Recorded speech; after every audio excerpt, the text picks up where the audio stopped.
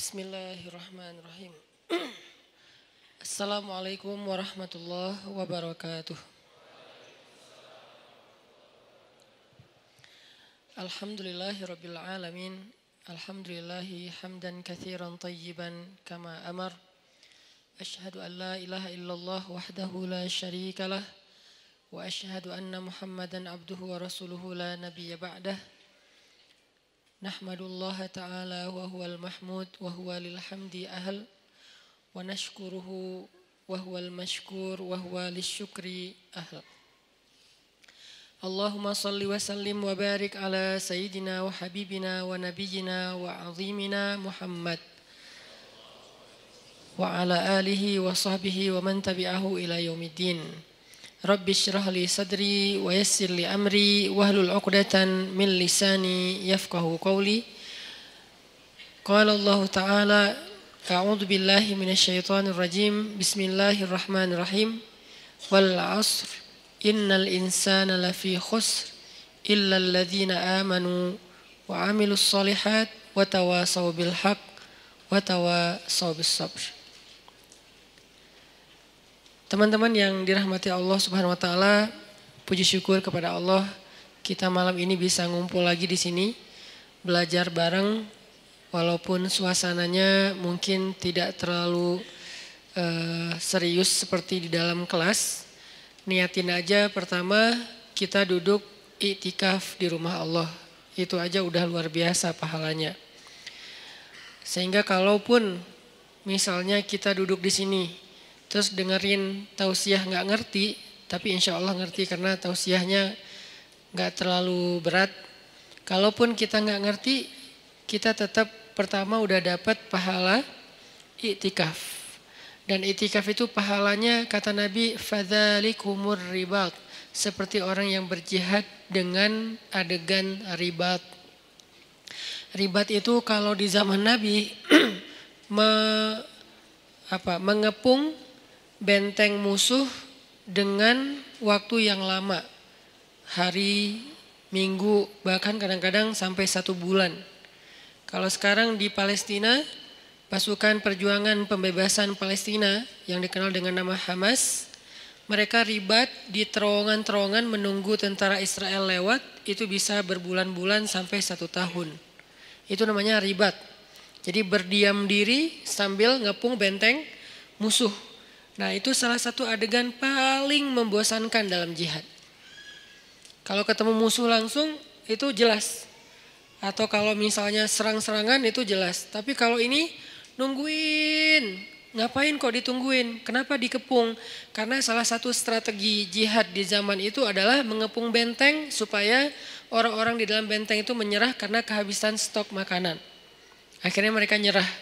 Dan ini cara paling sedikit kerugian nyawa itu paling sedikit lewat ribat karena hampir tidak terjadi peperangan. Termasuk Nabi ketika terjadi perang Khandak atau perang Ahzab itu kan menggali parit ya di sekeliling kota Madinah. Nah, musuh datang ngepung sehingga kaum muslimin nggak bisa keluar untuk mendapatkan logistik.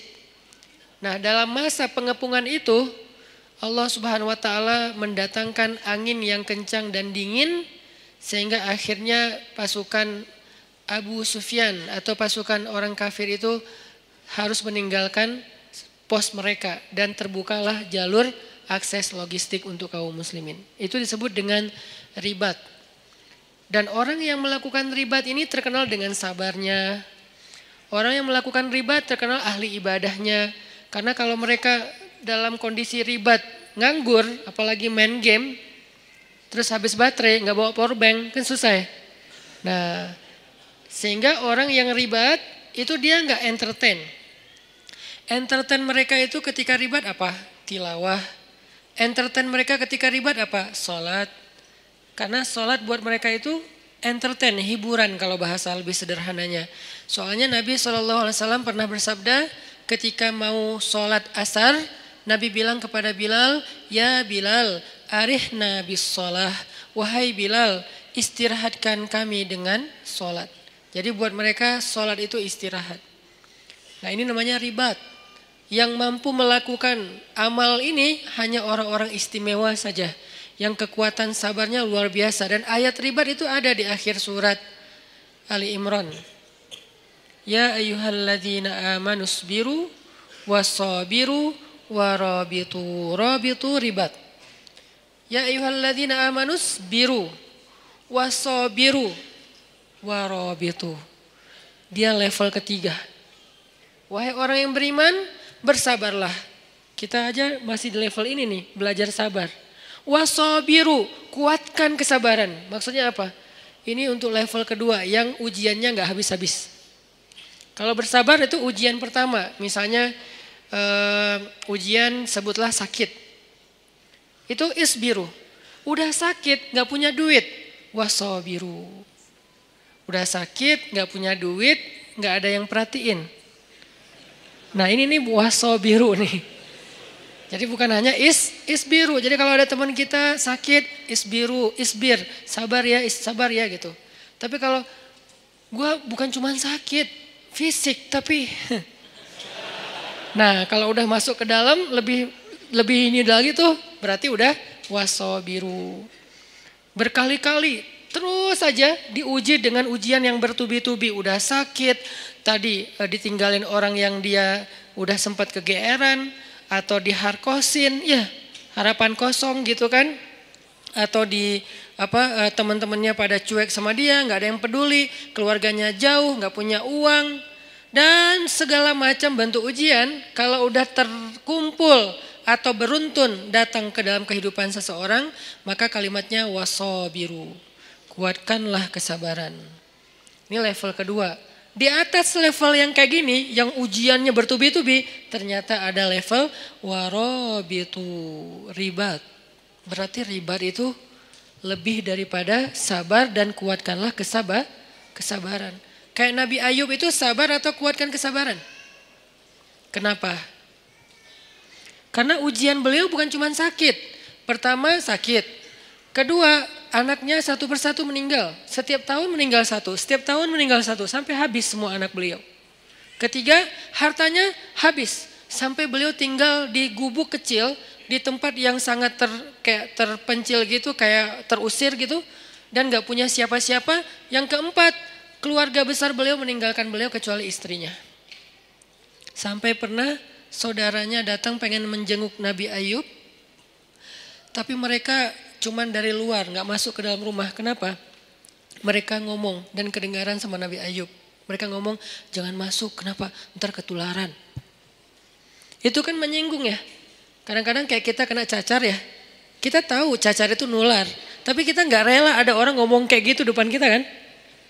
Jangan ke rumah dia lagi cacar, ntar kamu ketularan. Kan tersinggung kan? Walaupun itu gak ada yang salah. Dia gak ngegibah, dia gak ngegibah sih. Salah, emang gibah sih itu mah. Karena definisi gibah sesuatu yang engkau bicarakan benar, tapi orang yang mendengarnya gak nyaman, itu gibah. Kebenaran yang kita bicarakan, tapi orang yang mendengar itu objeknya gak nyaman, sedih minimal. Kalau gak sakit hati itu gibah. Ya berarti gibah. Nah ini kan kita gak mau. Nah itu namanya wasabiru. Nabi Ayub dengan level yang udah luar biasa dahsyatnya ujian beliau disebut dengan kata-kata wasabiru. Tapi ribat di atasnya lagi, isbiru, wasabiru, warabitu. Sehingga orang yang itikaf di masjid, walaupun cuman dari maghrib ke isya, karena itu waktu itikaf paling pendek, intidharus sholah ba'das sholah, menunggu sholat setelah sholat itu yang paling gampang kan? Nunggu isya setelah maghrib. Yang paling capek nunggu subuh setelah isya. Ini Ramadan lah, Ramadan setahun sekali oke. Kalau nunggu zuhur dari subuh kayaknya jarang karena kita rata-rata nggak nunggu soalnya sibuk dengan kegiatan. Kalau dari isya sampai subuh juga jarang. Jadi paling gampang tuh nunggu isya setelah maghrib. Itu udah i'tikaf. Nah siapa yang melakukan itu kayak sekarang kita nih sambil santai sambil dengar ceramah dari maghrib sampai isya pahalanya ribat. Bukan pahala sabar, bukan pahala sabir. Bukan isbir, bukan sabiru. Bukan. Tapi rabitu, ribat. Fadzalikumur ribat. Itu disebut dengan ribat kata Nabi. Arti itu disebut dengan ribat, pahalanya kayak orang yang berjihad fi sabilillah. Maka absyiru, berbahagialah ketika kita ada di rumah Allah. Nggak ada tempat lain yang dapat pahala kayak gitu. Walaupun yang lain boleh. Saya paling nggak suka ngebandingin dalam bahasa judgment. Kalau ngebandingin dalam bahasa motivasi boleh. Contoh bahasa ngebandingin dengan bahasa judgment gimana? Di masjid berpahala, di yang lain itu dosa. Nah ini nih judgment. Kalau memotivasi, di masjid berpahala, yang lain juga nggak apa-apa. Karena kan area mubah dalam Islam itu luas banget kan. Apa hukum nongkrong di kafe? Haram. Siapa bilang haram? Lihat dulu kafenya gimana, dia nongkrongnya ngapain. Kalau dia lakuin dosa kayak berdua-duaan, oke, jadi bukan nongkrongnya tuh, khalwatnya. Kalau dia di situ kayak berjudi, berarti judinya. Kalau dia di situ misalnya kayak menggibah, berarti kumpulan gibahnya, perkataan yang sia-sianya. Tapi kalau dia nongkrong sekedar istirahat sebentar, sekarang namanya kafe, dulu namanya warung kopi. Kenapa di warung kopi boleh, di kafe nggak boleh? Lagi-lagi kayak kemarin. Kenapa bergaul boleh, gaul nggak boleh? Ya, kita terjebak dalam diksi. Warung kopi boleh, kafe nggak boleh, padahal sama aja, cuman istilahnya beda. Tapi kan banyak kafe yang aneh-aneh. Allah alam, di Bandung sih banyak yang nggak aneh. Keren-keren lah, artinya kafenya masih standar. Jadi saya nggak mau menjudge bahwa yang selain di masjid sia-sia, yang selain di masjid dosa, yang selain di masjid ahli neraka. Ya nggak gitu juga kali ya. Tapi di masjid terbaik, itu udah pasti. Nggak boleh diragukan dan nggak boleh diperdebatkan. Kenapa? Karena sebentar aja di masjid pahalanya udah kayak jihad. Ada gitu tempat kayak gitu di luar? Ada. Di tempat orang sakit. Siapa yang datang ke rumah sakit atau ke rumah orang yang sakit, maka dia seperti berjalan di antara taman-taman surga.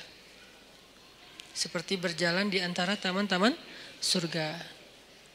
Itu maksud Nabi itu sebaik-baik tempat di muka bumi itu masjid, maksudnya motivasi, bukan ngebanding-bandingin terus coret semua selain masjid, enggak gitu juga.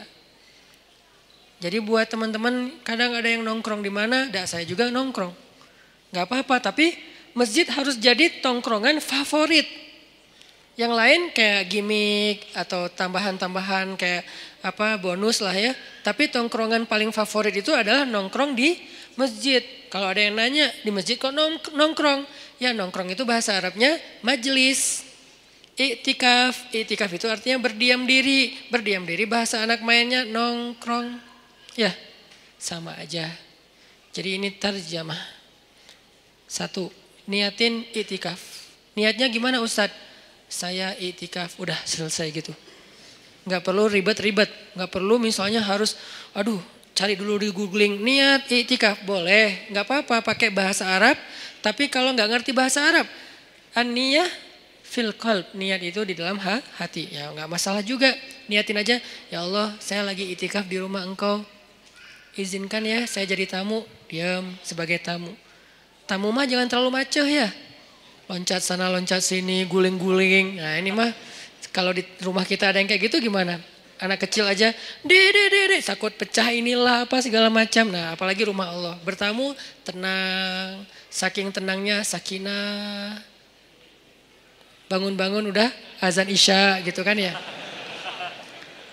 Jadi niatin i'tikaf. Yang kedua, niatin benar-benar dari rumah tadi tuh. Pas teman-teman berangkat ke sini, niatin ngapain? Mau tholabul ilmi, mencari ilmu. Mencari ilmu pahalanya gimana? Dari rumah ke sini dihitung sama malaikat. Berapa jaraknya? Nanti dikali sekian. Minimal kali 10. Minimal. Nggak ada yang kurang dari 10 dalam amal soleh dalam Islam tuh. Al-hasanatu bi'ashri amthaliha kata ulama. Kebaikan itu 10 kali lipat dan itu diambil dari hadis. Minimal 10, maksimal bighairi hisab. Nggak ada batas. Itu maksimal.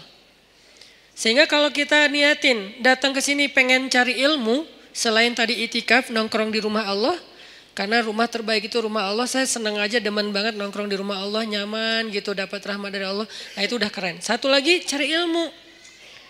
Sehingga jarak dari rumah ke tempat kita ini, ke masjid, nanti dikali sekian oleh malaikat, mudah-mudahan dikalinya ribuan. Kalau dikali 1000, misalnya jaraknya kalau dari rumah saya ke sini sekitar 1 kilo, berarti saya udah lebih didekatkan ke surga 1000 kilo. Jadi saya motong jalan ke surga 1000 kilo. Dari mana hitungannya Ustaz? Dari hisab. Dari padang mahsyar. Orang lain jalan 1000 kilo, itu berapa lama jalan kaki 1000 kilo teh? 1000 kilo dari sini mana? Sini Surabaya itu 700 kilo. Sini Surabaya balik ke Semarang, nggak ada kerjaan. Dari sini ke Surabaya saya karena nggak tahu kalau Bali berapa ya. Dari sini ke Surabaya balik lagi ke Semarang, kurang lebih lah ya 1000 kilo. Itu kira-kira kalau jalan kaki berapa lama? 2 minggu? Gimana tuh kalau jalan kaki? Capek. 2 minggu ya. Berarti sekali kita mencari ilmu, Allah menghemat jarak kita ke surga dari padang mahsyar itu 2 minggu minimal. 2 minggu. Sehingga kalau misalnya kita dawam seminggu sekali kita cari ilmu dikali sekian ribu, berarti insya Allah sudah lebih cepat masuk surga 1 tahun, 2 tahun, 3 tahun, 100 tahun. Itu kalau dikali 1000, sedangkan Allah Maha Rahman, wa rahmati wasi'at. Rahmat Allah itu luas sehingga bisa aja bighairi hisab, dikalinya bisa lebih dari 1000. Ini thalabul ilmi. Dan orang yang mencari ilmu itu dinaungi oleh malaikat. Tapi kalau lagi naik motor mencari ilmu jangan lihat ke langit. Malaikat mana ya? Gak usah. Karena pasti ada malaikat lagi naungin kita. Naungin itu gimana? Menaungi dengan rahmat, dengan doa. Ya Allah beri dia kasih sayangmu, ampuni dosa dia. Beri dia kasih sayangmu, ampuni dosa dia. Yang merasa banyak dosa, cari ilmu. Yang merasa banyak dosa, duduk dalam rumah Allah. Itu didoain terus-terusan oleh malaikat. Itu aja udah keren. Belum lagi yang lain-lain. Ada doa-doa yang niat-niat yang khusus. Ya terserah, yang penting hasanah, kebaikan. Maka mudah-mudahan malam ini kita duduk di sini doang udah kemenangan. Kata Allah, ulaika ala hudam mir rabbihim wa ulaika humul muflihun. Ketika kita ala hudan berada di dalam jalannya Allah yang baik, yang benar yaitu di masjid cari ilmu, berarti muflihun, orang yang beruntung. Qad aflahal mu'minun. Dan seperti inilah harusnya kita menghabiskan usia kita. Terutama anak muda. Sehingga malam ini kita membahas tentang mager. Ini termasuk mager yang berpahala. Magernya di masjid. Gimana magernya? Gak gerak. Santai. Ada tempat bersandar, bersandar. Tapi jangan rebutan tiang. Sedapatnya aja. Yang gak dapat pun gak masalah. Jangan berkecil hati. Gak dapat tiang, jangan berkecil hati. Bisa di depan. Nanti hitungannya gimana Ustaz? Mana yang lebih utama ketika kita hadir dalam kajian ilmu? Duduk dekat tiang atau duduk dekat Ustaz? Tergantung. Kalau capek banget cari tiang. Kita harus berlapang dada dengan semua kondisi orang ya. Gak boleh kita menjudge. Jangan-jangan yang cari tiang tuh kayaknya gak ada niat banget nyari ilmu. Belum tentu. Kita mungkin kalau secapek dia bahkan datang juga enggak. Dia masih mending udah datang walaupun bersandar di tiang. Yang penting jangan sampai pagi, udah sampai beres taklim pulang. Ini artinya teman-teman bahwa ini termasuk diantara cara menghabiskan waktu yang paling berkah tuh. Duduk di masjid, dengerin ilmu, salah satunya, bukan satu-satunya karena kebaikan itu banyak banget. Nah sesuai dengan judul kita itu kaitannya dengan wal asr ya, demi masa, innal insana lafi khusr. Manusia itu dalam kerugian illalladzina amanu wa amilus solihat wa tawasaw bil haq wa tawasaw bis sabr. Kecuali orang yang secara yakin dia orang yang beriman, secara zahir dia orang yang beramal soleh, dan secara mental dia orang yang secara sosial dia orang yang bergaul dalam bentuk wa tawasaw bil haq wa tawasaw bis sabr. Itu orang yang beruntung. Tapi saya bicara tentang memanfaatkan waktu dengan baik. Saya mau membawa kita ke sebuah hadis Nabi SAW tentang 7 golongan yang mendapatkan naungan Allah pada hari ketika tidak ada naungan kecuali naungan Allah. Sab'atun yudhilluhumullahu fi dhillih yauma la dhilla illa dhilluh. Dan dari 7 golongan ini kita nggak akan bedah satu persatu. Kita ambil satu aja, nomor 2. Kalau nomor 1 apa? Imamun adil. Imam yang adil. Imam yang adil ini siapa? Pasangan ustadz? Bukan. Itu imam hidup. Imam yang adil. Imam yang adil itu maksudnya pemimpin.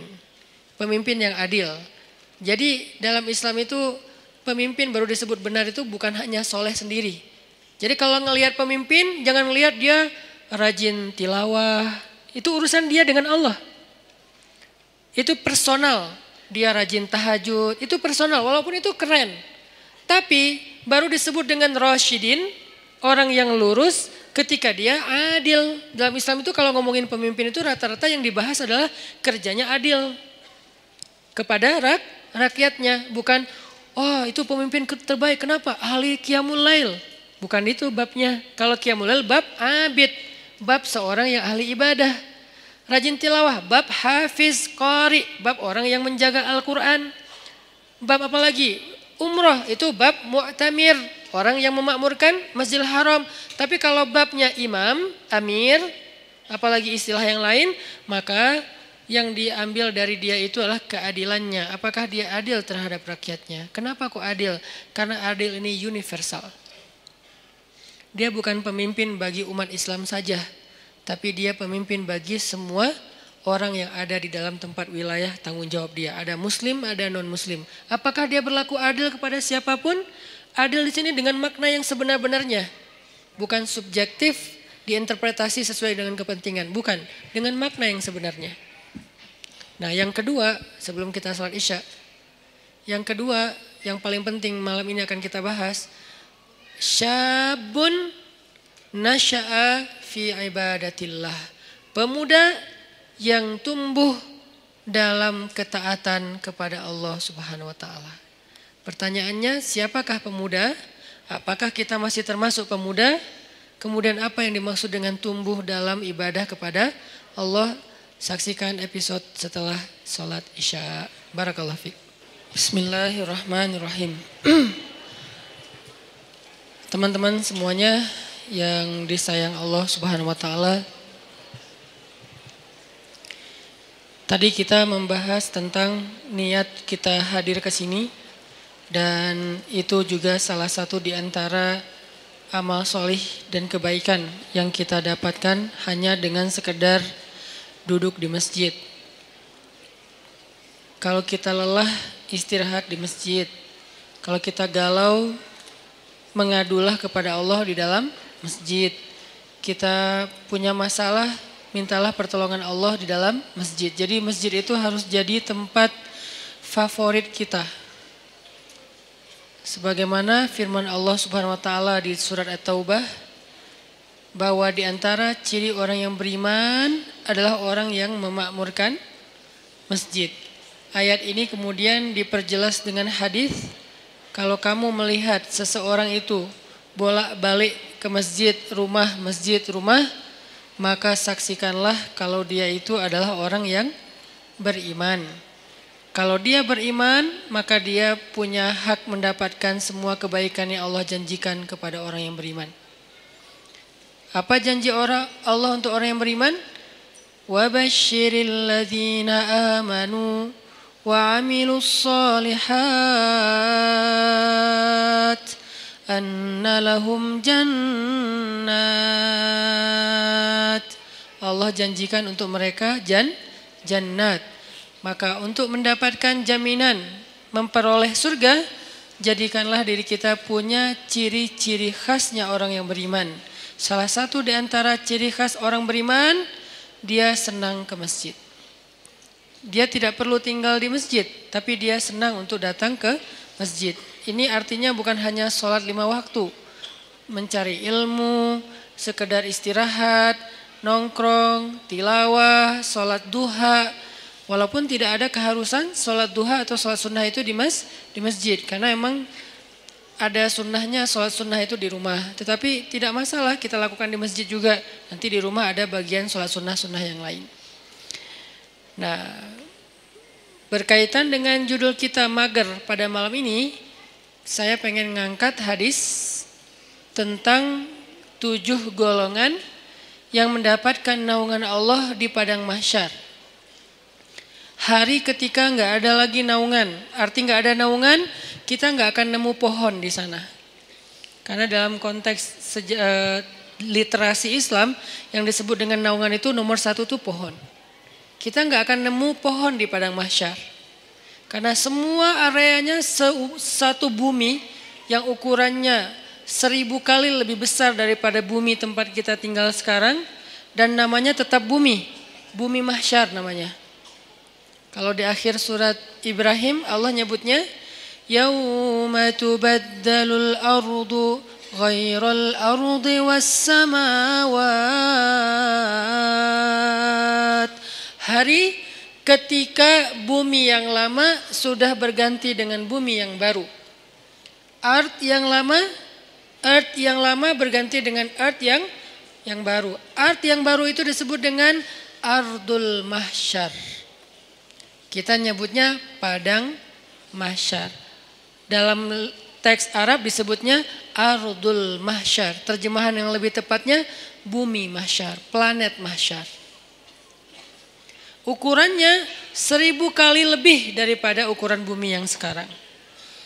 Mataharinya juga berkali-kali ribu lipat lebih besar daripada matahari yang sekarang. Kebayang gak tuh panasnya kayak gimana? Dan pada masa itu yauma la dhilla illa dhilluh, gak ada tempat bernaung, berteduh sama sekali. Kita gak akan nemuin pohon sama sekali. Tidak ada kendaraan yang kita bisa berlindung dari cahaya matahari seperti mobil kita. Kalau orang Arab kendaraannya onta, terus di atas onta itu ditaruh semacam tenda gitu kan ya, itu udah gak ada. Kalau dalam konteks modern, mobil. Gak ada rumah tempat kita berteduh dengan ruang ber-AC, sama sekali gak ada. Semua tempat itu panas. Kalau di bumi sepanas apapun kita masih bisa nyari minimarket ya buat ngadem. Kita bisa nyari pohon, kita bisa mencari payung, kita bisa pakai topi, kita bisa dipayungin sama dia. Masih banyak cara gitu untuk berteduh dari matahari. Pertama mataharinya nggak panas-panas amat, keduanya banyak tempat berteduh. Nggak kebayang di padang mahsyar matahari entah berapa kali lebih panas daripada sekarang, dan kemudian buminya juga tidak ada sama sekali kehidupan, tandus setandus-tandusnya. Itu hari yang paling luar biasa, melelahkan. Coba teman-teman renungkan, ingat-ingat ya. Dalam hidup kita pernah nggak ngejalanin satu hari yang capek banget di luar rumah? Capek banget di luar rumah. Kalau buat saya pengalaman kayak gitu tuh terjadi pas lagi haji, hari Jumat, haji besar. Saya jalan malam nih, begitu matahari terbenam, jalan dari Arafah ke Muzdalifah. Jalan ke Muzdalifah, sampai di Muzdalifah itu jalan padahal cepat sebetulnya, dekat, tapi karena crowded banget, akhirnya macetnya bukan oleh kendaraan, macet oleh manusia. Kalau di Indonesia, Bandung, Jakarta kita sering macet kendaraan, ini macetnya tuh manusia. Sampai berhenti, tapi manusia.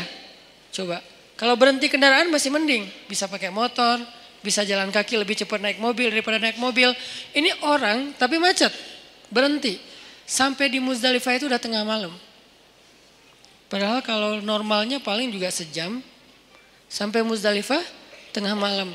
Muzdalifah langsung tepar di atas tanah, istirahat sebentar karena emang ada sunnahnya bermalam di Muzdalifah, tapi kita nggak mungkin bermalam penuh karena ngejar, karena macet, jadi kita kondisional. Istirahat sejam 2 jam di atas tanah, tidur, bangun tidur, milihin kerikil untuk lontar jamarat, jalan lagi ke Mina. Sampai di Mina udah subuh. Subuh lontar jamarat. Lontar jamarat, beres lontar jamarat langsung pulang ke Mekah, dan itu semua jalan kaki.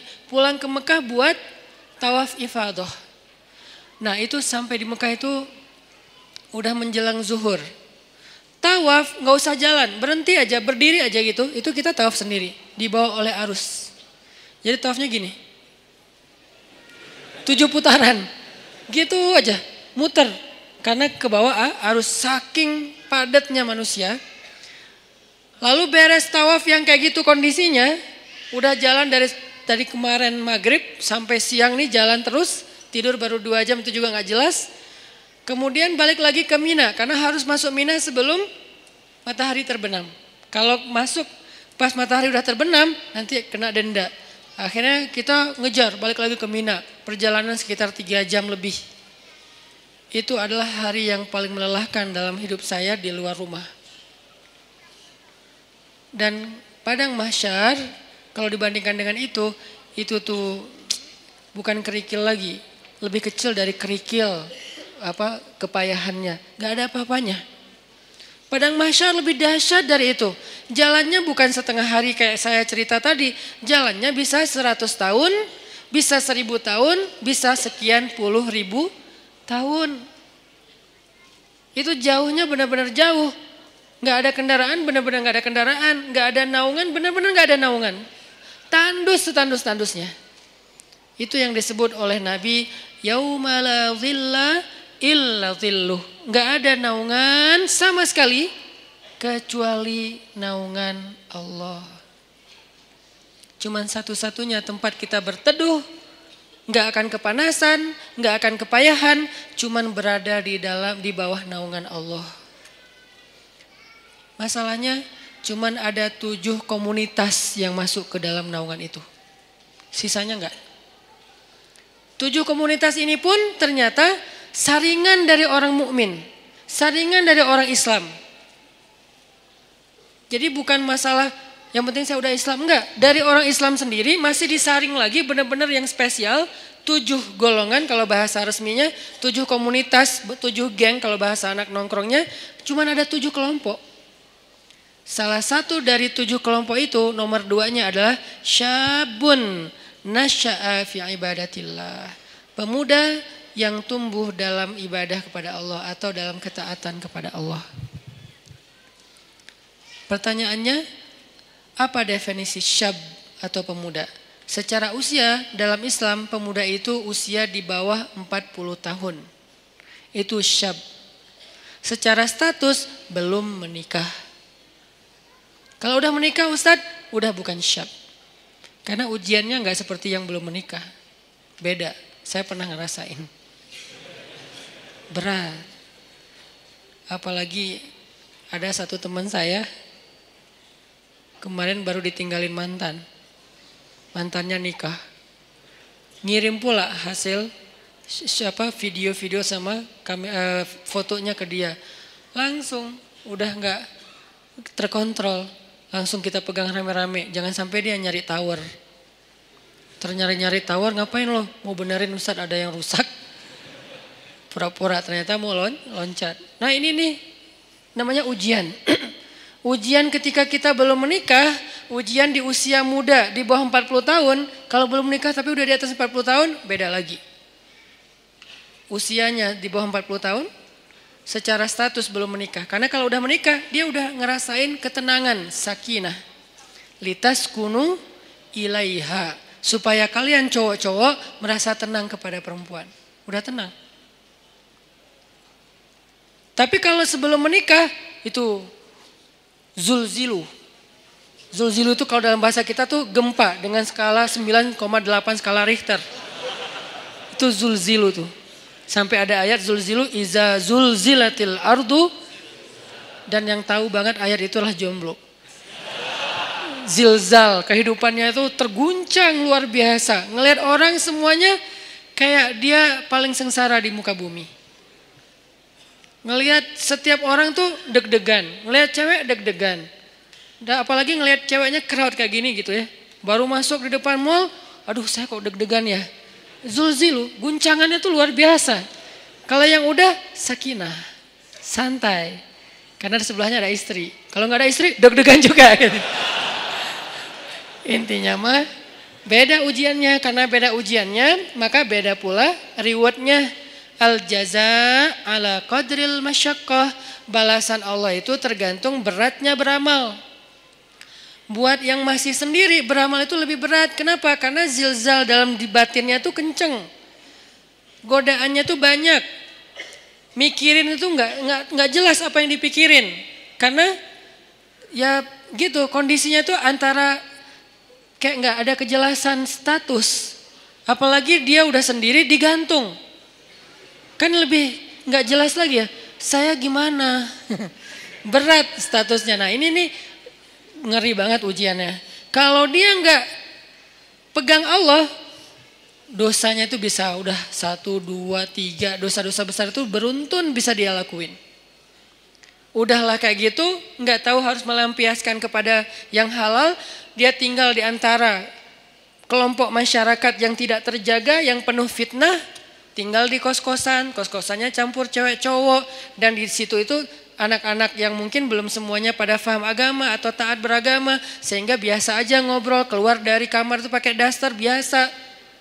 Itu kan zilzal kan, itu ujian yang berat. Terus harus kemana? Kalau yang udah nikah, pulang ke rumah. Kita pulang kemana? Zilzal kan, guncang. Gak usah diterusin kata-katanya. Masa saya harus bilang ke kamar mandi Ustadz? Enggak lah. Maka itu kan dosa kan? Jadi dosa juga nih. Terus gimana dong? Kita harus ngapain Ustadz? Nah disitulah ujiannya. Sehingga kalau dalam kondisi kayak gitu, dia bisa istiqomah, dia bisa tetap taat kepada Allah, itu dia istimewa banget. Lebih istimewa daripada yang udah nikah. Makanya buat yang udah nikah, udah mungkin kesempatannya bukan di nomor 2, di nomor 1, nomor 3, 4 sampai 7 kan. Tapi yang nomor 2 udah lewat. Karena dia nggak dapat lagi ujian seberat syab, anak muda. Ujiannya udah nggak kayak mereka. Saya pernah dengar 2 anak muda sama-sama lagi ngobrolin tentang perasaan. Itu nggak ada yang dengar. Dua-duanya ngomong dan curhat. Lu masih mending gua. Ya itu mah nggak ada apa-apanya gua. Terus aja masih sama-sama curhat. Saking zilzalnya tuh luar biasa. Dan saya senyum-senyum aja. Ustaz kok diam aja sih? Sakinah. Beda kita, beda nasib. Malah saya panas-panasin, saya telepon istri saya. Yang gimana, apa segala macam. Wah Ustaz mas sengaja, telepon lagi sekali lagi. Kok 2 kali Ustaz? Ya gitu deh pokoknya.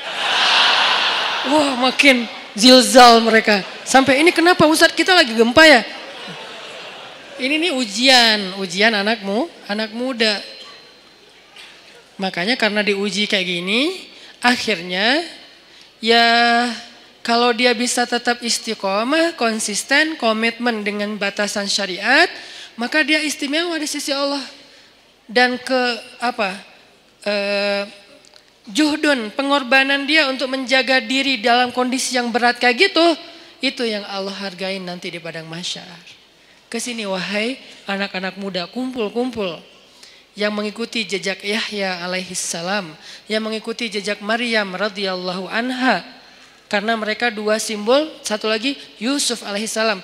3 simbol anak muda yang di masa mudanya banyak godaan.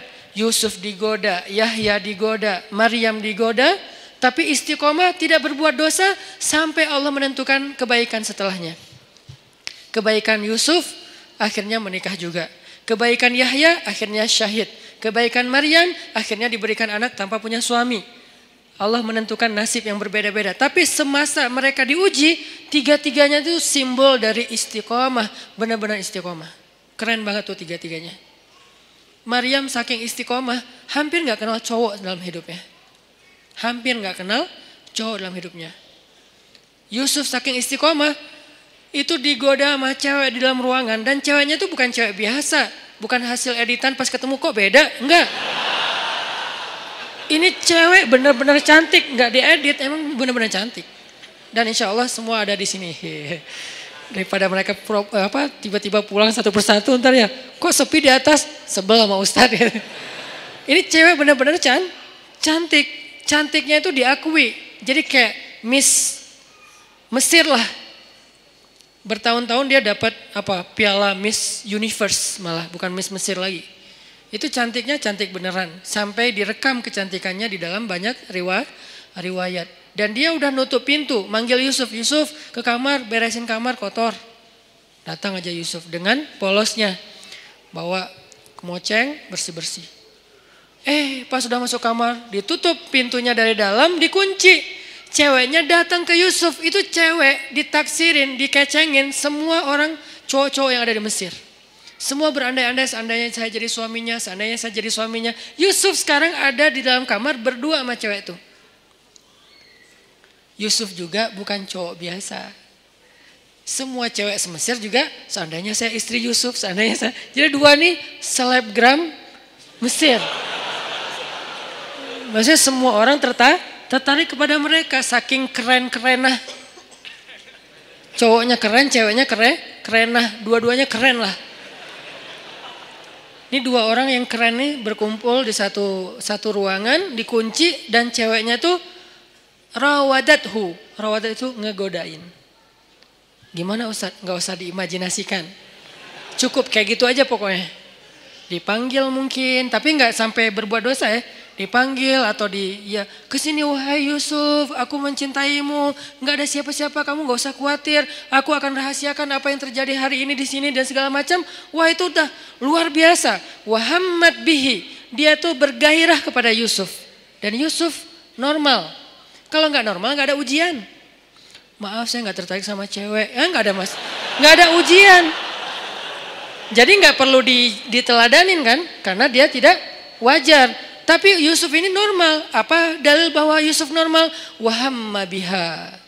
Makanya kalau kita baca Quran tuh tafsirnya tuh yang detail, kata demi kata. Wahammat bihi, wahamma biha. Yang ceweknya bergairah kepada Yusuf, yang Yusuf juga bergairah kepada cewek tersebut. Sama-sama bergairah, sama-sama tertarik. Tiba-tiba Allah tunjukin burhan, muncul wajah Yakub di depan Yusuf. Yakub dalam keadaan ekspresi sedih, gini aja. Gitu ekspresi Yakub. Sedih banget Yusuf sampai kayak gini. Jangan sampai ayah bakal kecewa banget kalau kamu sampai ngelakuin ini. Buat apa ilmu yang ayah ajarin selama ini? Buat apa pengorbanan ayah selama ini? Kamu lupa dengan semua nasihat ayah. Seolah-olah ya. Tapi dalam bentuk film yang kayak 3D banget. Dan itu ada di depan muka Yusuf, disebut dengan istilah burhan kalau dalam teks ayatnya. Burhan itu tampil wajah Yakub dengan wajah sedih. Langsung Yusuf lupa sama cewek itu, lari, ditarik dari belakang. Saking kencengnya narik sampai sobek bajunya. Banyak pelajaran sih dalam adegan ini. Salah satu pelajarannya itu tentang parenting, tentang cara ayah mendidik anak sampai muncul burhan itu gimana. Nanti di kesempatan lain lah kita bahas. Saya dulu pernah ngisi satu materi tentang parenting. Saya cuma membahas burhan aja. Gimana caranya seorang ayah bisa ngedidik anak sampai kebayang wajah ayahnya itu ketika dia mau bikin dosa. Itu namanya udah sampai ke level burhan. Sehingga dia misalnya mau nyontek pas lagi ujian. Aduh kalau ketahuan sama ayah saya pasti dia kecewa banget. Bukan dimarahin, gak takut dimarahin. Tapi takut ngecewain. Pasti ayah kecewa banget gak jadi deh. Itu burhan tuh. Gimana sampai ayah bisa menampilkan imajinasi itu di benak anak kalau bukan dengan kasih sayang yang dalam banget. Gak bisa dengan paksaan, harus dengan kasih sayang dalam. Dan Yakub adalah simbol ayah yang kasih sayangnya luar biasa. Sampai bisa munculin burhan. Tapi yang kita bahas adalah ujiannya Yusuf. Selamat. Ini nih baru disebut dengan syabun nasya'a fi ibadatillah. Tumbuhnya itu dalam keadaan taat kepada Allah. Dan ukuran taatnya apa Ustadz? Ukuran taatnya adalah tinggalkan dosa. Kalau bahasa di bio saya sedikit dosa. Kok pakai kata sedikit? Enggak punya dosa Ustadz? Enggak boleh kita bilang enggak punya dosa. Arti sedikit dosa itu adalah dosanya yang tinggal yang kecil-kecil aja. Yang besar tinggalin. Yang kecil kenapa kok masih ada? Karena enggak sengaja, lupa. Itu kan ada pasti sisa ya. Enggak mungkin enggak. Kalau kita bilang nggak punya dosa, namanya kultus diri sendiri. Kata Allah, la tuzakku anfusakum huwa a'lamu bimanittaqo. Janganlah kalian menganggap diri kalian suci, nggak boleh. Makanya saya bilang banyak main, banyak manfaat, banyak pahala, sedikit dosa. Itu pakai hasil renungan. Jadi bukan kok sedikit dosa, harusnya kan nggak punya dosa, nggak bisa. Cuman Nabi SAW yang nggak punya dosa. Sisanya sampai Abu Bakar juga punya dosa. Cuman dosa beliau sudah diampuni oleh Allah karena solehnya luar biasa. Kalau kita sebagian udah diampuni, sebagian lain mungkin belum karena belum bertaubat benar-benar dengan nasuha. Tapi usahain tinggalkan dosa. Kita cukup ninggalin dosa aja, itu tuh udah jadi syabun nasya'a fi ibadatillah. Kalau ibadah Ustaz, ibadah yang wajib itu udah pasti. Karena kalau kita ninggalin yang wajib berarti dosa kan. Gimana dengan ibadah sunnah, tahajud, puasa sunnah, tilawah, itu bonus. Jangan sampai kita mendahulukan yang sunnah atas yang wajib dan melakukan yang haram. Itu udah salah rumusnya. Ada orang tahajud rajin, tapi dia nggak bisa jaga lisan.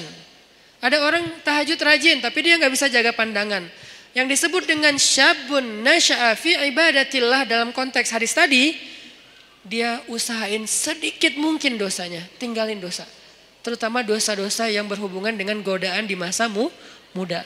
Kalau teman-teman bisa istiqomah dalam urusan ini, urusan perasaan, urusan pergaulan yang paling berat, urusan entertain yang berlebihan, karena entertain itu ada yang masih wajar, ada juga yang berlebihan.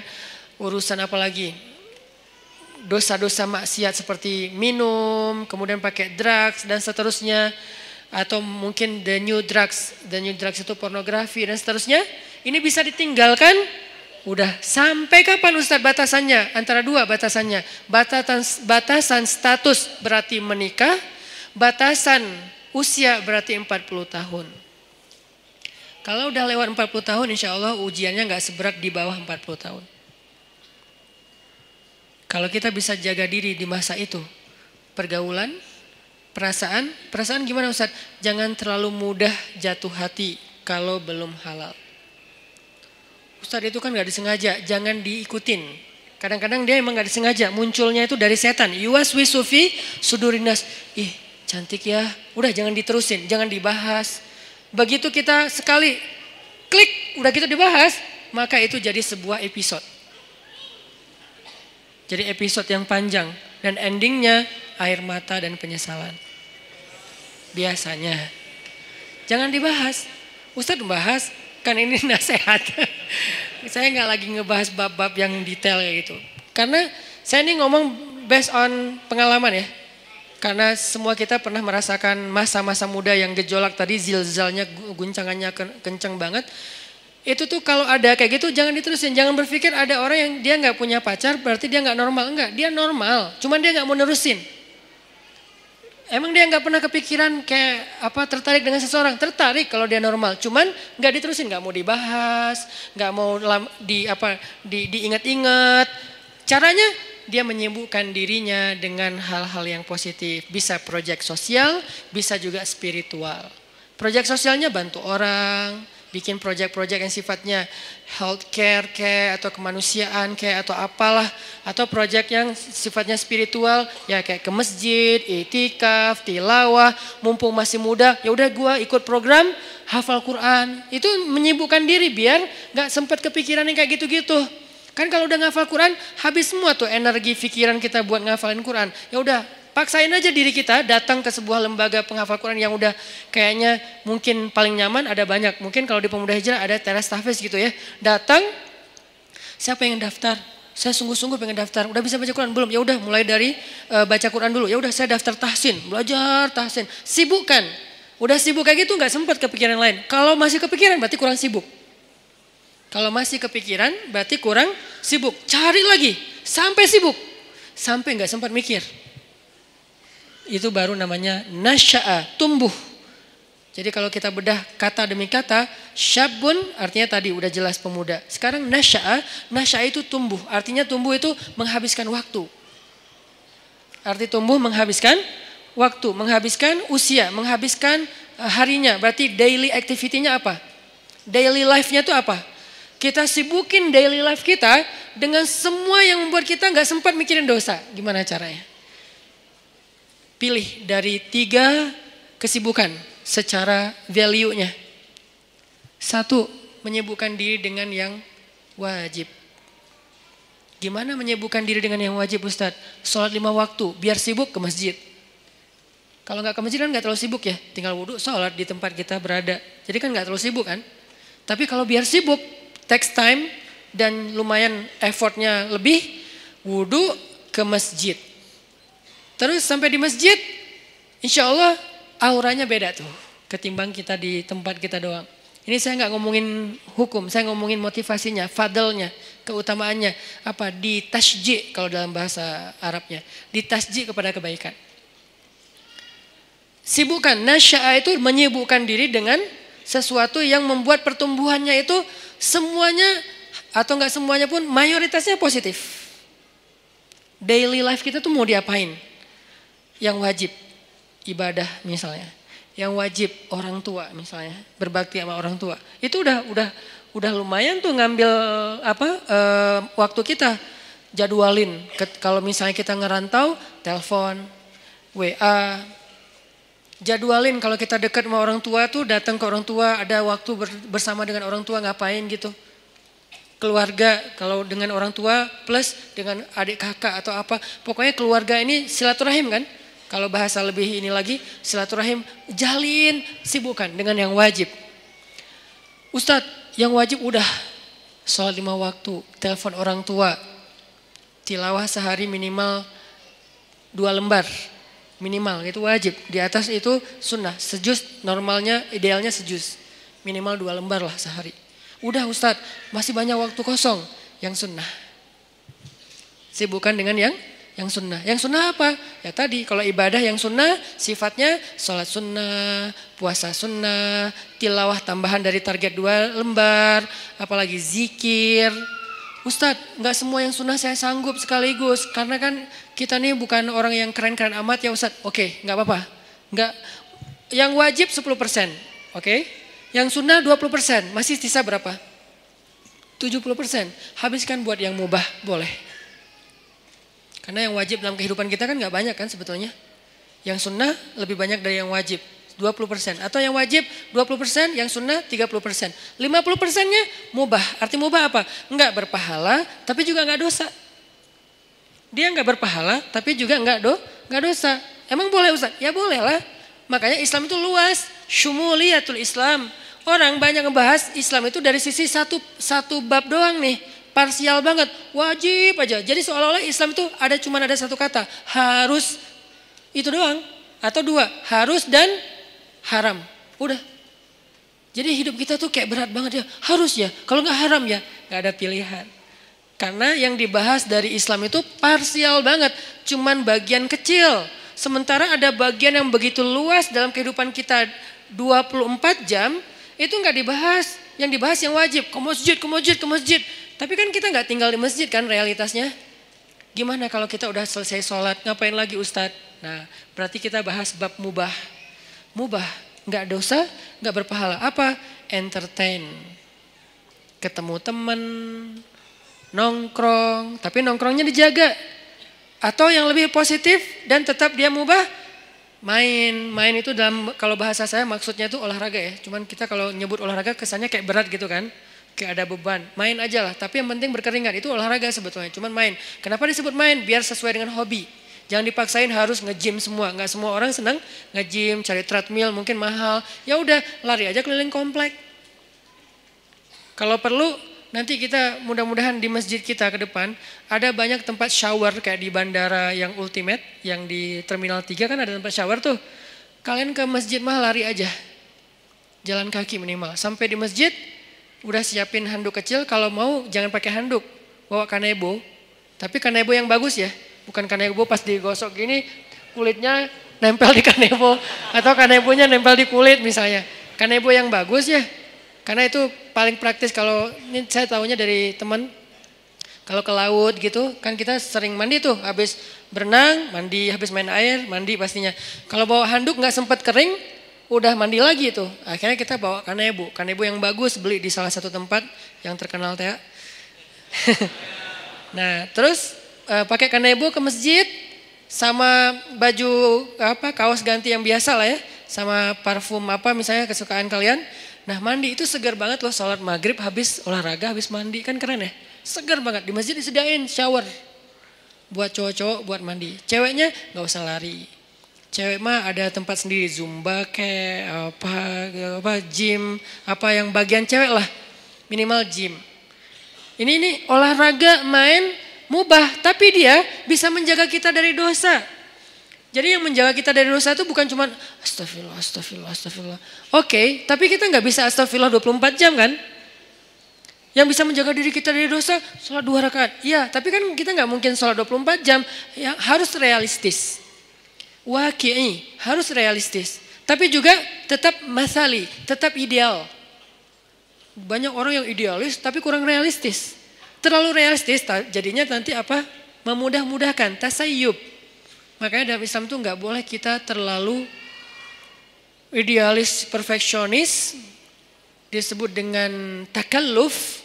Nggak boleh juga terlalu realistis sampai melupakan idealisme, disebut dengan tasayyub. Ada takalluf, ada tasayyub. Dua-duanya nggak boleh dalam Islam. Yang benar wasatiyah, dia proporsional. Proporsional, nggak boleh takalluf.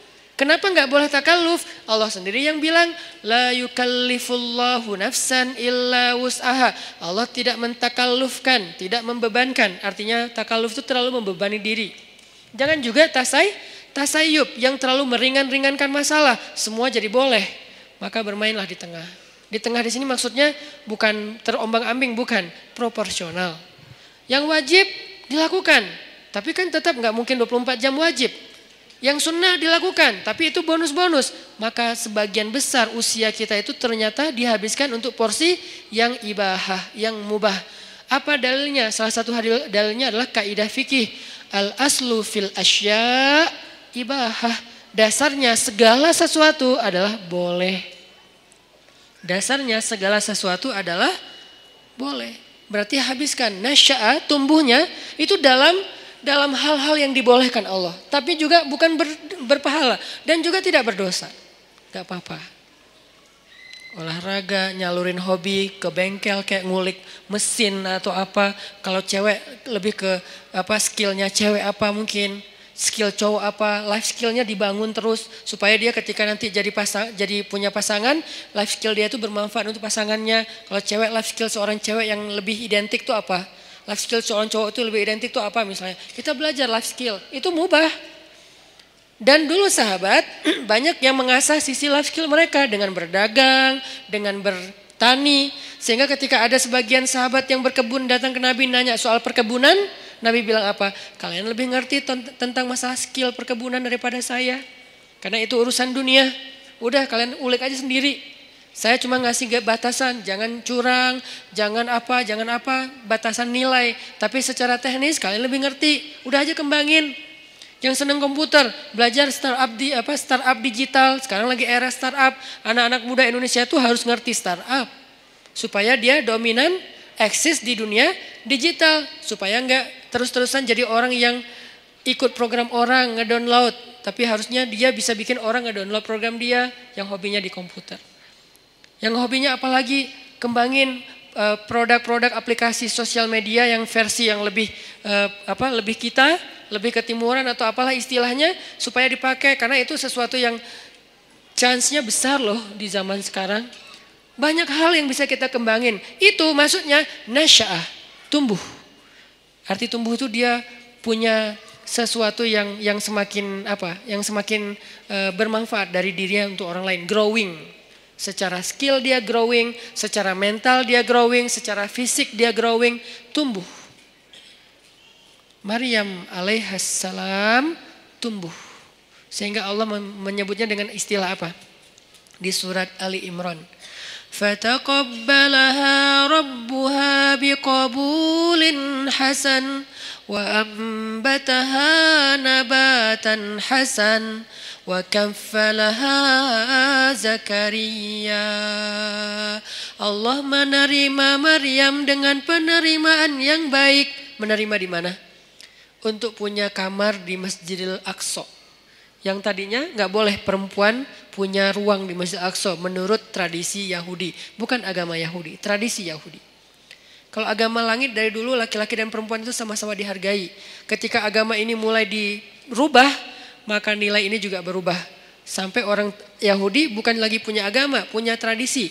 Bukan punya syariat tapi punya kepercayaan. Tradisi orang Yahudi di masa Nabi Zakaria dan Maryam, cewek itu nggak boleh sholat di masjid.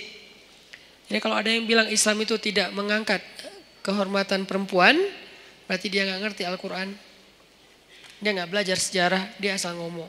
Banyak orang asal ngomong sekarang tuh. Kalau kita belajar Al-Quran, sejarah gimana Al-Quran itu sangat mengangkat harga diri perempuan, itu banyak banget ceritanya. Salah satunya Maryam. Maryam itu mendobrak tradisi Yahudi loh, yang sekarang dielu-eluin di Tomorrowland bendera Israel itu berkibar dengan begitu tinggi kan ya. Paling banyak bendera di Tomorrowland kan bendera Israel kan. Kita lihat di mapnya pesawat, rata-rata pesawat internasional nggak ada Palestina, adanya Israel. Dan saya sangat tersinggung karena yang benar adalah Palestina. Artinya yang kita bangga-banggain, moderat lah, cerdas lah, apa segala macam, seolah-olah mau diikutin agama mereka, tradisi mereka pelan-pelan, justru mereka menghancurkan dan meremehkan perempuan. Perempuan dijadikan pajangan. Apakah itu yang dianggap dengan menghargai perempuan? Sesuatu yang dipajang itu kan berarti jadi barang. Yang berharga itu nggak boleh dipajang. Yang berharga itu ditaruh di box. Boxnya ditaruh di dalam sebuah peti atau di dalam sebuah loker, dalam lemari, lemarinya dikunci, kamar dikunci, pintu dikunci, gerbang digembok. Namanya safety box. Saking berharga. Karena kurang berharga di display. Siapa aja boleh nyentuh, siapa aja boleh lihat, siapa aja boleh bolak-balik. Taruh lagi, datang lagi yang baru, bolak-balik naruh lagi. Kenapa? Kurang berharga. Sekarang kalau kayak gitu, kira-kira siapa yang lebih menghargai perempuan? Yang menjaganya dengan menutupnya, dengan menjaga batasan, jangan terlalu banyak bergaul ke semua laki-laki, kecuali yang ada urusan-urusan yang penting saja. Atau yang buka-bukaan, display di banyak produk, di banyak event, di banyak festival. Mana yang lebih menghargai perempuan? Kalau mau dilihat dari sisi realitasnya. Baca nanti sejarah Maryam. Maryam tuh mendobrak tradisi Yahudi. Yang tadinya perempuan ditolak di masjid. Masjid Al-Aqsa ditolak. Datang Maryam dibawa oleh Zakaria. Rame tuh di antara rabi-rabi Yahudi. Orang-orang pemuka agama Yahudi debat. Wahai Zakaria, kamu sudah mencoreng tradisi nenek moyang kita. Mana pernah di Masjid Al-Aqsa ini ada perempuan. Mereka lupa bahwa agama ini berasal dari seorang laki-laki yang punya istri, yang punya anak perempuan, yang punya ibu. Manusia biasa yang tidak jauh dan tidak bisa lepas dari kehidupan seorang perempuan. Mana pernah di Masjid Al-Aqsa itu ada perempuan dan gak boleh perempuan itu rendah. Gak boleh dia sama dengan laki-laki. Itu tuh doktrin Yahudi loh. Perempuan itu rendah sehingga dia tidak boleh diberikan hak yang sama dengan laki-laki. Perempuan itu hina, jadi nggak boleh masuk ke masjid yang mulia. Laki-laki doang yang mulia dan boleh masuk. Itu tradisi Yahudi sebelum datangnya Maryam. Datang Maryam, Allah takdirkan namanya pun Maryam. Dan tahu arti Maryam? Khadimah. Maryam itu artinya pelayan masjid. Itu arti Maryam. Saya memberi nama anak saya dengan kata Maryam, berharap dia melayani agama. Makanya saya kasih nama Maryam. Jadi saya tahu asal usul nama itu sehingga saya bangga dengan nama Maryam. Bukan, pasaran Ustadz, biarin aja. Pasaran mungkin namanya, tapi sejarahnya gak pasaran. Coba cari sejarah seperti Maryam, ada gak yang nomor 2? Gak ada, cuma ada 1. Sejarah orang kayak Maryam, ada 2-nya gak? Gak ada, cuma ada 1. Yang sekeren itu. Kalau ada sejarah yang lain, beda cerita. Khadijah keren, beda cerita. Fatimah keren, beda cerita. Asiyah keren, beda cerita. Tapi yang kayak Maryam, gak ada, cuma 1. Yang paling kerennya, dahsyatnya luar biasa. Bahkan di antara 4 perempuan sempurna ini, sebagian ulama berpendapat Maryam nomor 1-nya. Jadi saya kasih nama Maryam, saya berharap ya Allah, kelak mudah-mudahan anak saya ini Maryam menjadi khadimah lidinik, menjadi pelayan untuk agamamu. Arti melayani agama, dia memperjuangkan agama dengan potensi yang dia miliki. Maryam, makanya takdirnya bernama Maryam khadimah di Masjidil Aqsa. Akhirnya debat adu dalil. Setelah adu dalil kalah nih rabi-rabi karena memang mereka bukan nabi kan, ngelawan Zakaria yang nabi. yang cerdas, yang bijaksana. Akhirnya Allah berfirman, fataqabbalaha Maryam biqabulin hasanin. Allah menerima Maryam dengan penerimaan yang baik. Maksudnya Allah memuliakan Maryam. Berubahlah tradisi Yahudi sejak saat itu. Sejak Maryam masuk ke Masjid Aqsa, perempuan-perempuan Yahudi mulai boleh masuk ke Masjid Aqsa. Alasannya, tuh Maryam boleh, masa kami nggak boleh? Akhirnya boleh. Ini sejarah gimana agama-agama langit yang ditutup dan disempurnakan dengan Islam sangat menghargai perempuan. Tapi kan banyak laki-laki muslim tidak menghargai perempuan. Itu namanya human error, bukan sistemnya yang error. Bukan syariatnya yang error, orangnya yang error. Dan dia tidak mewakili Islam. Dia mewakili dirinya sendiri. Akhirnya Maryam tinggal di situ. Lalu ada kalimat wa ambataha nabatan hasana. Lalu dia tumbuh di sana dengan pertumbuhan yang baik. Nah, ini yang berkaitan dengan tema kita. Tumbuh dengan pertumbuhan yang baik. Bisa nabata, bisa nasya'ah. Kenapa untuk Maryam pakai kata nabata? Malam ini agak sedikit banyak ngulas tafsir ya. Kenapa Maryam pakai kata nabata tidak nasya'ah? Sedangkan hadis tentang pemuda tadi nasya'ah, tumbuh. Kalau Maryam nabatan wa ambataha nabatan hasanan. Kenapa nabata? Karena Allah pengen menghargai Maryam dengan istilah apa? Tumbuhnya pakai istilah bunga. Bunga itu nabata. Makanya jadi bahasa Indonesia nabati. Tumbuh-tumbuhan. Kan saya dulu ngajar bahasa Arab. Lumayan lama. Jadi saya tahu banget bahasa Indonesia itu banyak banget nyerap dari bahasa Arab. Sehingga kalau kita mau bilang anti Arab segala macam, kita lupa sejarah tentang berdirinya negara dan terbentuknya bahasa kita sendiri.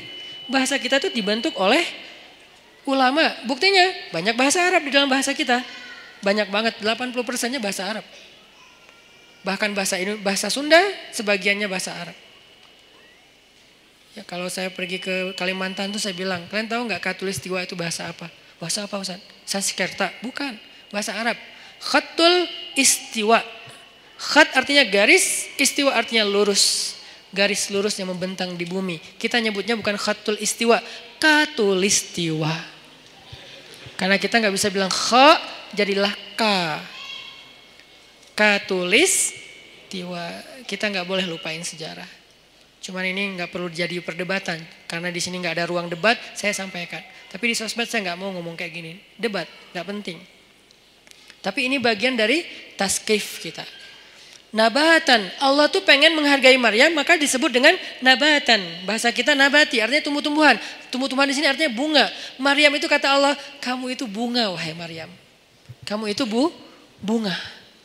Makanya fitrah perempuan senang bunga. Jangan kasih kaktus tapi. Kan bunga Ustaz. Jangan. Atau jangan juga yang bunga apa yang di Bengkulu teh. Rafflesia. Keren ya. Emang keren, tapi bukan untuk dihadiahin ke cewek. Kamu, kenapa sih kamu?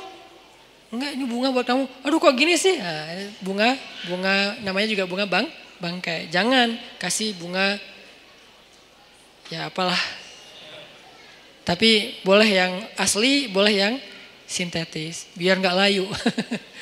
Ini buat kamu, kok yang kayak gini sih? Kan ini gak asli. Biar gak layu, seperti cinta aku. Oh ya, cinta aku nggak ori, tapi dia nggak layu-layu sih. Apaan sih nggak jelas. Jadi maksud Allah pakai kata nabatan, menurut tafsir Allah tuh menghargai Maryam, makanya pakai bahasa Maryam itu kayak bunga tumbuh dengan mekar, dengan baik, itu Maryam.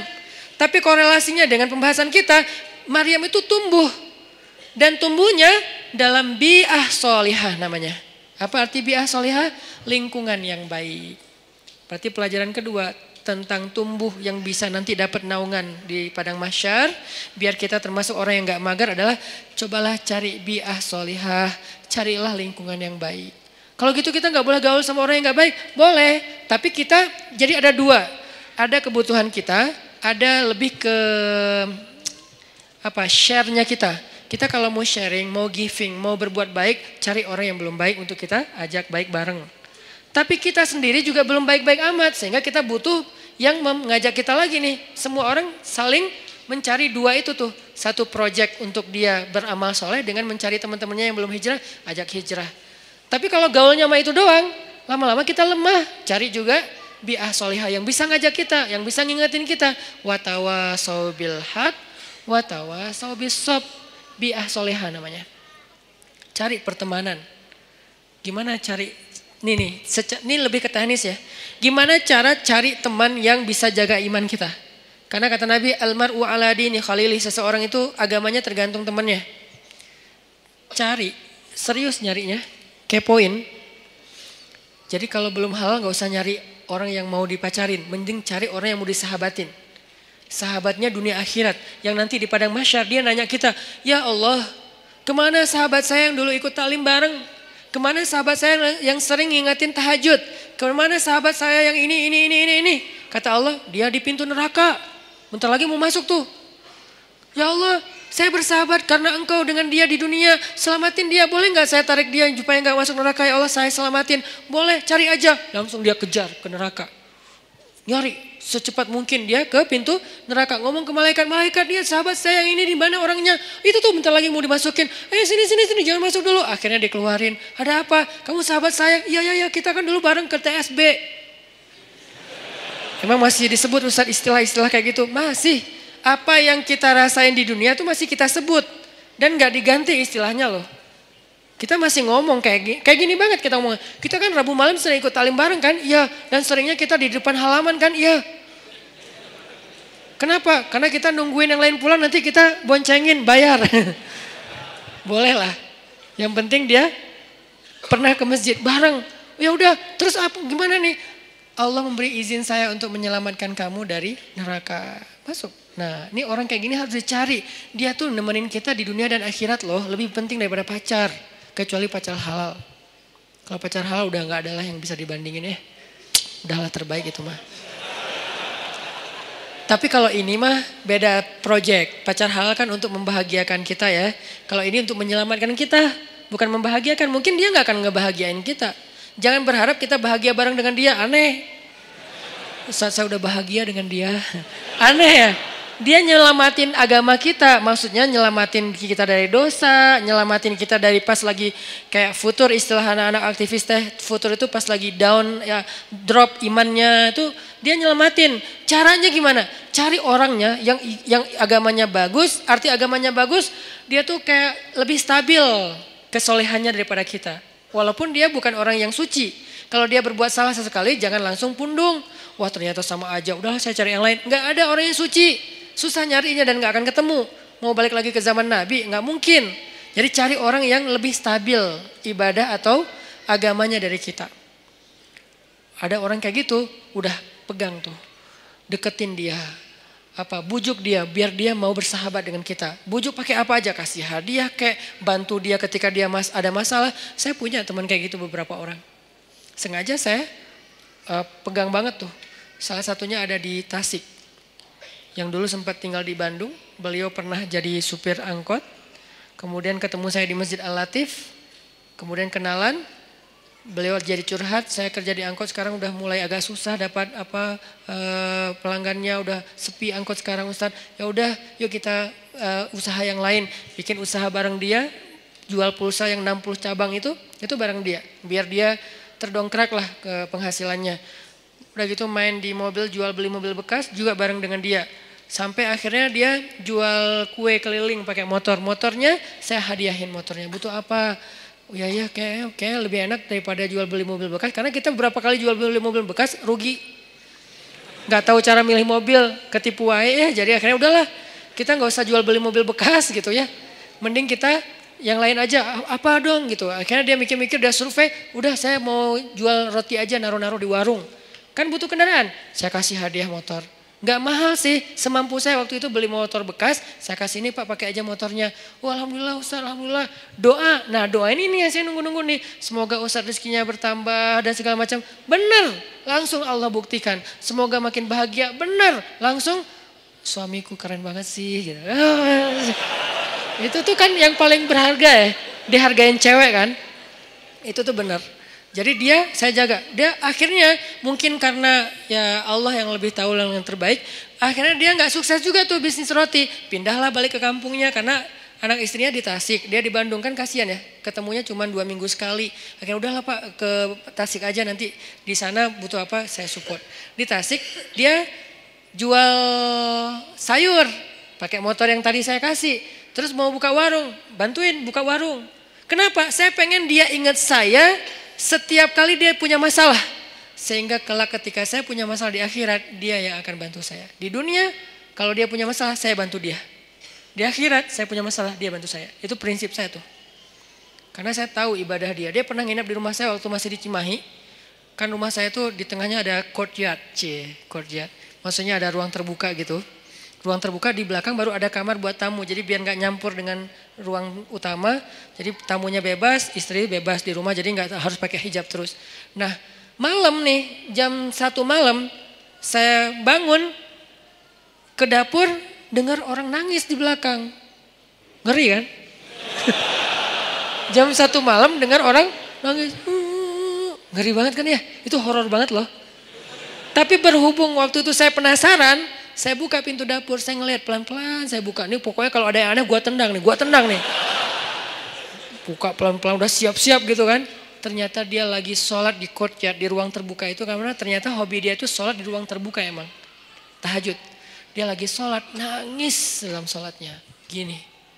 Dan saya berharap pas dia nangis itu, dia nyebut nama saya. Itu kan yang paling berharga kan.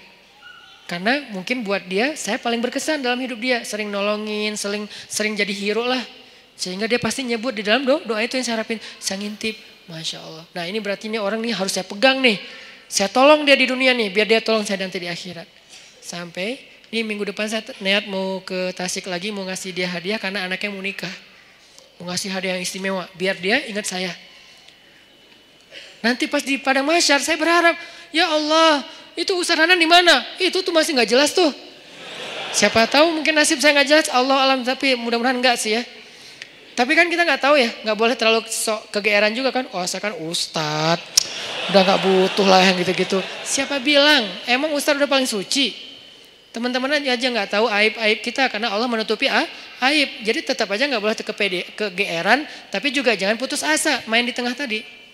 Jangan kegeeran sok soleh, jangan putus asa merasa nggak ada apa-apanya di tengah. Berjuang untuk lebih soleh, tapi wajilat. Wa qulubuhum wajilah, hati mereka tetap khawatir, tetap takut. Nah saya berharap minimal saya ada garansi nih. Begitu saya agak-agak ada rada-rada aneh-aneh nih di padang mahsyar, dia ngomong ke Allah, ya Allah dulu saya motor dikasih sama dia. Warung saya disupport sama dia. Saya keluar dari angkot dulu gara-gara dia. Makanya saya hidup nggak jelas di dunia teh. Gara-gara dia semua nih. Ya Allah, dia udah banyak nolongin saya. Tolong dia dong ya Allah. Boleh nggak saya tolongin dia? Karena nih orang benar-benar ahli ibadah. Saya bareng dengan dia pernah jadi driver saya juga. Bareng dengan dia nyetir ke Jakarta. Ke Sukabumi. Kita ada acara di Sukabumi, dia nyetir. Pak, bantuin saya nyetir. Oke, nyetir. Di mobil, saya tilawah surat Al-Muluk. Murajaah hafalan lah. Tabarakalladzi biyadihil mulku wa huwa ala kulli syai'in qadir. Wa laqad zayyana as-samaa'a ad-dunya bimasabih wa ja'alnaha rujuman lisyayatin wa a'tadna lahum 'adzabas sa'ir. وللذين كفروا بربهم عذاب جهنم وبئس المصير. Itu yang lagi nyetir nangis terisak-isak. Saya aja yang tilawah nggak nangis. Kan aneh kan? Pas saya ngeliat, aduh nangis. Nangis juga Masa saya yang baca nggak nangis, dia aja yang dengerin nangis gitu kan? Cepet banget air matanya berlinang. Berarti kan hatinya bersih. Berbaik sangka ya. La nuzaki ahadan Allah. Kita nggak menganggap seseorang suci di depan Allah. Tetapi kita berbaik sangka. Hatinya bersih. Lebih bersih dari saya. Makanya dia lebih mudah nangis daripada saya. Sabar banget sama anak-anak tuh. Megang banget. Dia luar biasa pokoknya. Nah ini nih saya pegang nih orang nih. Nggak boleh jauh. Butuh apa? Saya support. Butuh apa? Saya harus punya kelebihan sedikit harta. Biar kalau ada dia butuh apa-apa saya pasti ngasih. Cuman itu yang bisa saya lakukan. Karena kalau fisik nggak bisa bantu dia. Dia fisiknya lebih kuat. Kita bikin mukhayam tuh di Ciwidey, bikin mukhayam anak-anak pemuda hijrah. Becek, kita lagi berhenti istirahat dulu mau bangun tenda, dia bangun sendiri tuh. Dia cangkul semuanya. Pokoknya nih kita nyebutnya dia itu ini istilahnya tuh Hulk. Kayak Hulk tenaganya kuat banget. Malam di gunung, di Leweng, kita lagi kemah-kemahan gitu nggak jelas. Malam-malam jam 1 malam kan kita mau tahajud nih, turun ke sungai kan. Yang pertama di sungai udah mandi tengah malam tuh dingin-dingin di Ciwidey dia. Datang-datang, kita yang lain tunggu teman, baru turun ke sungai bareng, jangan sendiri-sendiri gitu kan. Dia mah kita lagi nunggu yang lain, bangun. Pura-pura ngebangunin teman, padahal nggak berani turun. Bangun, udah mau jam 1 bentar lagi qiyam, bangun. Pas kita udah pada bangun, dia datang. Hah Pak, kok segar banget? Habis mandi Ustadz, di mana? Di sungai. Ustadz saya anterin. Saya pura-pura gengsi gitu dong ya. Nggak usah, bisa sendiri gitu. Tapi dia maksa, saya curiga. Sampai sekarang saya tahu kenapa dia maksa nganterin saya. Karena dia baru ngelihat sesuatu di bawah. Makanya dia maksa, dia khawatir. Dia sayang banget sama saya, dia kayak khawatir gitu. Jangan ntar Ustadz diganggu atau apa. Ustadz saya anterin. Nggak usah Pak, nggak usah. Udah Bapak, kan udah selesai wudhu kan. Ya udah tahajud aja duluan. Saya nyusul, saya bilang. Nggak usah. Dalam hati saya, anterin dong. Ngeri nih. Kan itu tengah hutan. Siapa tahu ada yang lewat putih-putih. Ayat kursi saya hilang. Tiba-tiba hafalan saya apa ya. Udah hafal lupa gitu kan. Aduh ngeri banget gini. Pak Ustadz saya anterin. Nggak usah. Anterin. Akhirnya maksa dia duluan. Dia pas saya wudhu di bawah di sungai itu dia kayak was-was banget. Saya perhatiin kok dia was-was gini ya. Terus pas kita udah naik, yang lain pada datangnya rame-rame. Jadi dia udah rame tuh. Besok-besoknya saya tanya. Dia bilang udah gak apa-apa Ustadz gak apa-apa. Tapi saya yakin sampai sekarang dia pasti ada sesuatu. Makanya dia maksa banget. Gak pernah dia ekspresinya kayak gitu. Karena saya kenal dekat sama dia. Tapi dia gak pernah sekuatir itu sama saya. Ini bukan nakut-nakutin ya. Tapi emang menakutkan sih, ngeri. Jadi maksudnya teman-teman intinya adalah itu tuh cara kita nyari bi'ah solihah. 1, 2, 3. Kalau ada 40, targetnya 40. Kenapa 40 Ustaz? Hadis. Kalau seseorang meninggal dunia disolatkan oleh 40 orang solih, dijamin terbebas dari azab kubur, api neraka, pasti masuk surga. 40 dengan kualitas kayak dia, itu gak gampang loh nyarinya. Bukan 40 orang, 40 orang soleh. Yang solehnya secara zahir kita lihat. Dan kita gak bisa ngelihat yang batinnya. 40 orang. Mulai dari 1, 2. Dan orang kayak gitu tuh jangan cuman kenal. Kalau cuman kenal, nanti di akhirnya juga cuma kenal. Kamu kenal? Kenal. Gitu doang. Sampai bersahabat, sampai dia sayang sama kita. Makanya saya tuh walaupun dia udah di Tasik, kalau di rumah ada apa-apa, saya bilang, Pak, saya mau pindahan. Oh iya Ustadz, subuh dia datang tuh. Saya pernah tuh mobil saya, dia benerin rem. Cuman dia karena mungkin dia kayak otodidak ya, salah ngebenerin remnya. Malah ngelok gitu. Dia benerin rem mobil saya, karena sebetulnya saya bisa naruh di di yang resmi ya, dealer resmi. Cuman karena saya kayak ngerasa pengen nyari alasan buat ngasih ke dia. Saya gak mau ngasih dia tanpa ada kerjaan biar menghargai dia kan. Jadi saya kayak udahlah rem mobil aja deh. Cari-cari apa nih yang bisa diinin. Pak benerin rem mobil udah habis, udah aus gitu kan. Cari dia sama dia rem mobil. Sebenarnya rugi buat saya karena kenapa? Lebih bagus di dealer kan. Cuman kayak sayang aja gitu sama dia. Benerin. Saya pikir ya aman-aman aja nih. Karena dia orang kuat banget. Saya pernah mobil yang dulu yang kita jual beli mobil. Mobilnya mesinnya turun mesin. Kebayang gak turun mesin? Itu ngerjain sendiri. Satu pakai dongkrak, satu pakai tangan. Satu sebelah sana pakai dongkrak, sebelah sini pakai tangan. Sebelah kiri turunin mesin. Itu tuh orang benar-benar Hercules tuh. Sebelah sana, karena dongkraknya cuma ada satu pakai dongkrak, sebelah sini ditahan pakai tangan. Turunin pelan-pelan mesinnya pakai tali gitu udah turun. Dipasang lagi pakai baut. Itu sebelah tangan semuanya dikerjain sama dia. Itu ngeri banget tuh orang. Jadi kalau saya mau bantu dia dari fisik gak mungkin. Saya bantu dia dari doa, dia doanya lebih panjang. Saya bantu dia mungkin hanya sedikit dengan kebutuhan finansial dia. Akhirnya saya bayarin, dia benerin rem mobil. Ternyata salah masang. Saya jalan di jembatan Surapati tuh ngelok. Tuk gitu, tiba-tiba ngelok. Untung bukan di tol, kalau di tol kan bisa ngejungkir kan. Untuk kecepatan ya sekitar 60 atau 40 gitu ngelok di atas jembatan. Saya telepon Pak ini remnya kenapa ya? Dia di Tasik. Malam, jam 9 malam. Pak ini rem kenapa kok bisa ngelog gini? Aduh Ustadz salah, kayaknya ada yang salah. Saya sekarang ke Bandung, dia mau ke Bandung aja tuh naik motor. Beneran jam 11 malam udah di Bandung. Padahal saya bilang jangan saya panggil montir aja datang ke tempat saya biar dibenerin di sini atau diderek deh. Jangan, ya udah ditutup telepon tetap datang. Jam 11 malam datang. Ada apa lagi saya kejadian di sini tuh. Ini buat saya kenapa saya yakin banget megang dia. Ada apa aja dia datang, subuh-subuh datang. Jam 2 malam datang. Kalau di dunia aja kayak gini dia belain saya, gimana di akhirat? Supaya dibelain segitunya, kita harus modal dikit lah. Modalnya apa? Bisa modal dengan tenaga kita, dengan perhatian kita. Kalau ada kelebihan rezeki dengan rezeki kita, apa aja deh pokoknya modal. Dapat 1. Saya baru dapat 3. 3 apa 2 lah. Pokoknya kurang dari 5 lah. Orang kayak gitu yang udah mau care banget sama saya di dunia. Dan saya berharap nanti kayak gitu care dia buat saya di akhirat. Kumpulkan 40 orang. Kalau bisa dapat, begitu kita meninggal, saya yakin insya Allah kalau gak ada halangan yang darurat banget. Saya meninggal nih, dia pasti datang dari Tasik sholatin saya. Dan saya berharap ada 40 orang kayak dia sholatin saya. Mudah-mudahan di antara orang itu adalah semua teman-teman yang ada di sini. Aman lah udah akhirat saya tuh. Mungkin ada 1.000 orang, 2.000 orang yang sholatin kita. Pasti ada 40 orang mudah-mudahan ya yang soleh banget. Ya udah aman udah. Nggak ada azab kubur insya Allah. Dikubur tenang-tenang aja. Kiamat kapan ya gitu. Karena orang yang baik amalnya kan pengen cepat kiamat kan.